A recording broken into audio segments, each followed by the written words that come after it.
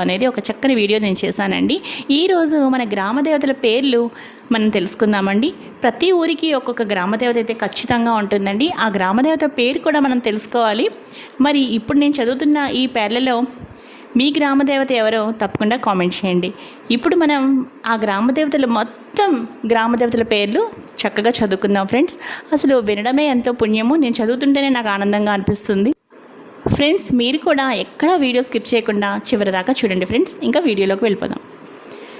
మన గ్రామ దేవతలు గుణత్రయాత్మకమగు మహాశక్తి అయి ప్రపంచము యొక్క సృష్టి స్థితి లయములు చేయుచున్నది. స్త్రీ రూపిణియగు ఆమెను కొలిచేవారికి ఆమె సమస్త కోర్కెలను నెరవేర్చును.